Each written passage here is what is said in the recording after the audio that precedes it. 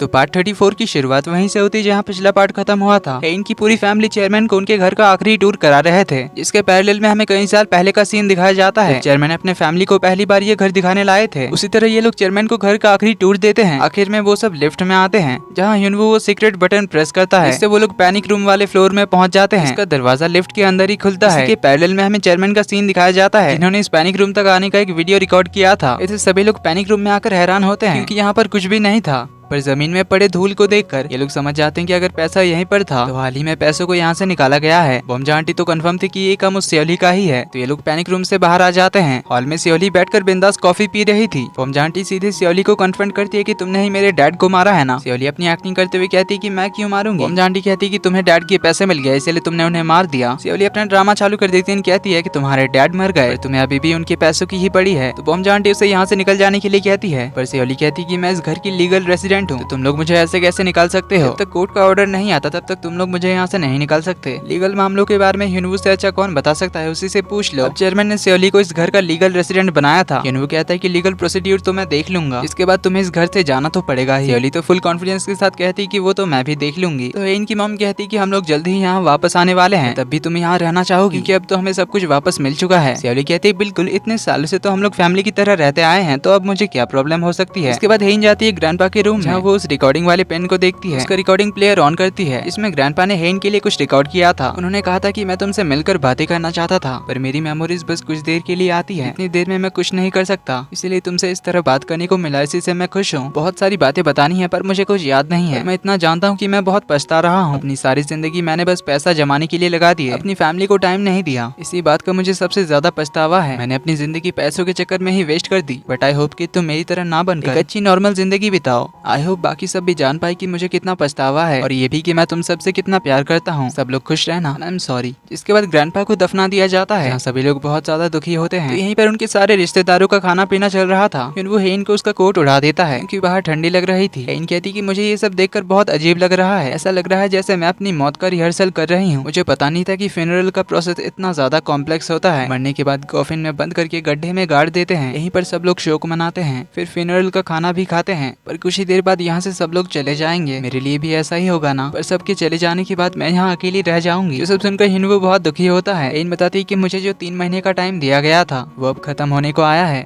तो मैं अब कभी भी मर सकती हूँ, पर उससे फिर से मेरी फैमिली को रोना पड़ेगा, जो हमारी फैमिली के लिए अच्छा नहीं लगेगा। ह्यूनवू कहता है कि क्या तुम अपने फैमिली के बारे में सोचकर परेशान हो कि उन्हें फिर से रोना पड़ेगा। हेन कहती नहीं, मैं तो बस जीने के बारे में सोचती रहती हूँ। ये दुनिया कितनी परेशानियों से भरी हुई है, पर कितनी ब्यूटीफुल भी तो है, इसीलिए मैं भी जीना चाहती हूँ। ये सुनकर ह्यूनवू रो पड़ता है, पर अपने आंसू पोंछकर हेन का हाथ होल्ड करता है। इधर सेओली योनसंग को एक सेफ लॉकर में ले आती है, जहाँ पर उसने वो सारा पैसा रखा था, जो देखकर योनसंग शॉक्ड होता है और उससे पूछता है कि आपने इन पैसों को कैसे ढूंढा। तो फ्लैशबैक में हम देखते हैं कि सेओली चेयरमैन के रूम में बैठकर के कुछ पुराने वीडियोस को देख रही थी, जिसमें उसे वही वीडियो मिल गया था जहाँ चेयरमैन ने इस पैनिक रूम के बारे में बताते हुए वहाँ जाने का रास्ता बताते हुए एक वीडियो रिकॉर्ड किया था, और तभी सेओली ने वो सारा पैसा निकलवा लिया था। कमिंग बैक टू प्रेजेंट, सेओली योनसंग से कहती है कि अब ये पैसा ही तुम्हें सेफ रखेगा। इधर योंगदुरी में ह्यूनवू के डैड को इनके फैमिली के लिए बहुत बुरा लग रहा था, और हिंते उन्हें बताता है कि इससे उनके लिए थोड़ा अच्छा हुआ है। डैड पूछते हैं वो कैसे, तो हिंते उन्हें कैलकुलेशन करके समझाने लग जाता है। योनसंग ने क्वींस ग्रुप के बहुत सारे शेयर्स खरीद रखे थे, प्लस सेओली के पावर ऑफ अटॉर्नी की वजह से उसके पास 59% शेयर्स थे, पर क्योंकि अब पावर ऑफ अटॉर्नी कोई काम की नहीं है, प्लस अब हेन के फैमिली को उनके सारे शेयर्स एंड बैंक अकाउंट्स भी मिल चुके हैं, इसलिए अब हेन के फैमिली के पास लगभग 35% का शेयर्स है, और योनसंग के पास होगा 38% का। तो उनके बीच अब बस 3% का गैप रह गया है, यानी अब हेन के फैमिली के पास चांस है वापस से सब कुछ हासिल करने का। डैड तो ये सब सुनकर हैरान रह गए थे, उनका नालायक बेटा इन सब के बारे में इतना सब कुछ कैसे जानता है। इधर ह्यूनवू और हेन का डैड बैठकर बातें कर रहे थे। थोड़ी देर में ह्यूनवू आता है तो उसे जर्मनी से कॉल आता है। डॉक्टर उसे बताते हैं कि हेन का इलाज हो सकता है, उसे ठीक करने के लिए उन्होंने एक नया तरीका ढूंढ लिया है। वो लोग हेन को 100% एकदम ठीक तो नहीं कर सकते, ना ही उसकी ब्रेन सर्जरी कर सकते हैं, पर हेन के ब्रेन में ट्यूमर सेल्स को डिस्ट्रॉय करने का ट्रीटमेंट मिल गया है। उसे ह्यूनवू तो बहुत ही ज्यादा इमोशनल एंड खुश होता है, लेकिन डॉक्टर बताते हैं कि इस इलाज का एक साइड इफेक्ट है, जो क्या है वो हमें अभी नहीं बताया जाता। तो ह्यूनवू आकर हेन एंड अपने डैड को इस खुशखबरी के बारे में बताता है, जो सुनकर ये दोनों बहुत ही ज्यादा खुश होते हैं। हेन के डैड अभी ये खुशखबरी हेन को बताने जा रहे थे, पर ह्यूनवू अभी उन्हें रोक रोक लेता है और उन्हें इस इलाज के साइड इफेक्ट के बारे में बताता है, जो कि ये था कि इस इलाज के बाद बहुत ही ज्यादा चांस है इनकी सारी मेमोरीज जाने का, यानी उसे कुछ भी याद नहीं रहेगा। सीन कट होता है रात को पूरी फैमिली को इनके इलाज की बात बताई जाती है, जो सुन सभी लोग बहुत ही ज्यादा खुश एंड इमोशनल होते हैं, पर इन सबको साइड इफेक्ट के बारे में कुछ नहीं बताया जाता। वहीं हेन तो ये सुनकर शॉकिंगली सरप्राइज्ड हो गई थी, उसे यकीन नहीं हो रहा था कि उसका इलाज हो सकता है, इसीलिए वो अपने रूम में आकर काफी ज्यादा कंफ्यूज लग रही थी। वो समझ नहीं पा रही थी कि वो कैसा रिएक्ट करे, तो वो हिनवू के रूम में चली जाती है उससे कंफर्म करने के लिए। तो उससे पूछती है कि डॉक्टर ने तुम्हें कैसे कांटेक्ट किया, फोन किया था या ईमेल भेजा था या वीडियो कॉल पे तुम्हें ये सब बताया। हिनवू कहता है कॉल किया था। हेन पूछते कहीं फिर से वो लोग झूठ तो नहीं बोल रहे हैं ना। हिनवू कहता नहीं, उन्होंने तो टेस्टिंग भी कर ली है और इस इलाज से सच में एक पेशेंट ठीक हो रहा है। जो सुन हेन गुड नाइट कहकर जाने लगती है, पर फिर से वापस आती है उससे कहती है क्या तुम श्योर हो कि वो इलाज मेरे लिए काम करेगा। हिनवू कहता हाँ, तो हेन कहती है क्या जाने लगती है, पर फिर से वापस आकर उससे पूछते कि फिर हम कब चले वहाँ। अगर उन्होंने कोई डेट नहीं दिया तो उन्हें बता देना कि हम लोग अभी भी आ सकते हैं। हिनवू कहता है कि उन्होंने डेट दे दिया है 1 हफ्ते बाद का। हेन ओके कहकर फिर जाने लगती है, लेकिन फिर से वापस आती है और उससे पूछती कि क्या इस इलाज से वो लोग मुझे बचा लेंगे। जिस समय हिनवू याद करता है हेन के डैड की बात, जब उन्होंने इस ट्रीटमेंट के साइड इफेक्ट के बारे में उन्हें बताया था कि इलाज के बाद हेन की सारी मेमोरीज चली जाएगी। ये सुन तीनों बहुत ही ज्यादा दुखी होते हैं, पर हिनवू कहता है कि ये हेन को बचाने का आखिरी मौका है। हेन की WBC भी उस स्पीड से नहीं बढ़ रही है जिससे उसकी सर्जरी हो सकती थी और हेन के पास अब ज्यादा टाइम भी नहीं बचा है। हेन के डैड कहते हैं कि अगर हमने उसे इस साइड इफेक्ट के बारे में बताया तो वो ये ट्रीटमेंट कराने से ही मना कर देगी, इसलिए वो हिनवू से रिक्वेस्ट करते कि ये बात उससे सीक्रेट रखा जाए ताकि हेन का ट्रीटमेंट हो जाए। और हेन का हक है इस बारे में जानना, इसलिए क्यों ना तुम उसे जर्मनी ले जाने के बाद बताओ और इस ट्रीटमेंट के लिए मनाओ।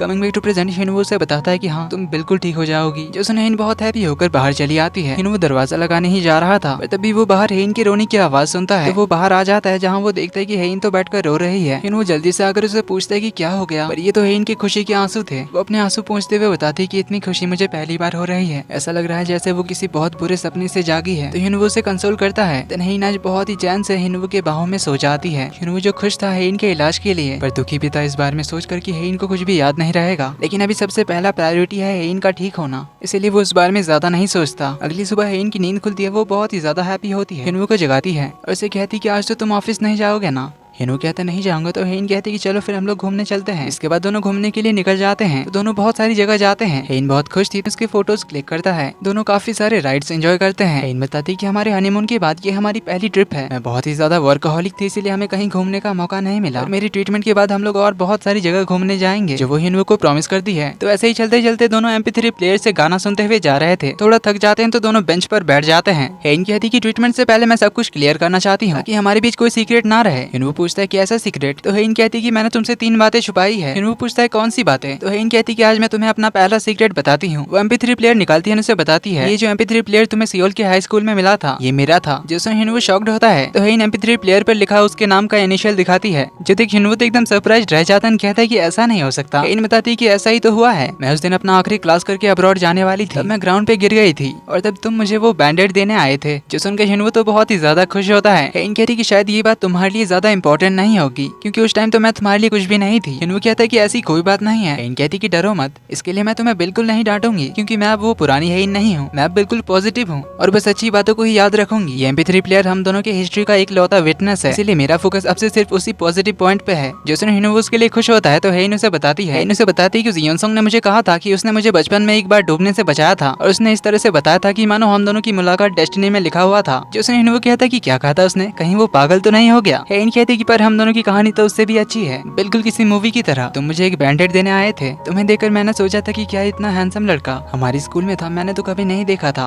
उस टाइम मुझे बहुत पछतावा हुआ था मेरे स्कूल छोड़कर जाने का। तो हिनवू से बताता है कि तुमने ब्लैक शूज पहने थे और व्हाइट सॉक्स, बहुत ही ब्यूटीफुल लग रही थी, बाल बंधे हुए थे। जैसे ही मैंने तुम्हें देखा मुझे लगा वो मिल गई, मेरी ड्रीम गर्ल। तुम जानती हो अगले दिन मैंने पूरे स्कूल में तुम्हें ढूंढा, पर तुम मुझे कहीं नहीं मिली थी, क्योंकि मुझे तुम्हारा नाम भी नहीं पता था। पर तुम मेरे लिए बिल्कुल किसी सिंड्रेला की तरह थी, जो बस मेरे लिए ये MP3 प्लेयर छोड़कर गई थी। पर अब देखो हम फिर से मिले, इवन हमारी शादी भी हुई, डिवोर्स भी हो गया, पर फिर भी यही तो असली किस्मत होती है। जो सुनैन बहुत ज्यादा खुश होती है, उनसे बताती है मुझे लगता था कि मैं तुम्हारे फ्यूचर में नहीं रहूंगी, पर अब तो हम फ्यूचर में भी हमेशा के लिए साथ रहेंगे। और जब साथ रहने की बात आ ही गई है, तो वो अपना हाथ दिखाती है, जिसमें उसने हिनवू का दिया हुआ रिंग पहन लिया था। तो उसे बताती कि जैसा तुमने कहा था, आज से और अभी से मैं हमारा डिवोर्स वापस लेती हूँ। जो वो बहुत ही ज्यादा खुश होता है, उसे गले लगाता है। उनसे कहता है कि अब इसे वापस मत कर देना। हेन कहती कि हेलो मिस्टर हस्बैंड, मैं एक डिपार्टमेंटल स्टोर चलाती हूँ। किसी कस्टमर की चीज खरीदने के बाद मैं उन्हें रिफंड नहीं देती। वो कहता है कि अगर तुम किसी दिन जागी और मैं तुम्हें पसंद नहीं आया तब भी तुम इसे वापस नहीं कर सकती। हेन कहती नहीं लौटाऊंगी। वो कहता है कि अगर हमारे बीच कभी बहुत बड़ा झगड़ा हो गया या तुम मुझसे बहुत परेशान होगी तब भी नहीं लौटा सकती। और अगर तुमने कहा कि तुम्हें हमारी ये सारी प्रॉमिस याद नहीं है तभी तुम इसे वापस नहीं दे सकती, अपनी बात से पीछे नहीं हट सकती, क्योंकि मैं फिर भी तुम्हारे साथ ही रहूंगा। हेन कहती ठीक है नहीं लौटाऊंगी, इसीलिए बात बंद करो और मुझे थोड़ा आराम करने दो। ये बोलकर वो आंखें बंद करके उसके बाहों में आ जाती है और उसे कहती कि मुझे ऐसे तुम्हारी हार्ट बीट सुनने में बहुत ही अच्छा लगता है। पर हिनू की आंखों से तो आंसू निकल रहे थे हेन के इलाज के बाद के बारे में सोचकर, क्योंकि इलाज के बाद हेन को ना ही उसके बारे में ना ही किसी और के बारे में कुछ भी याद रहेगा। तो इसी के साथ पार्ट 34 का एंड यहीं पर होता है।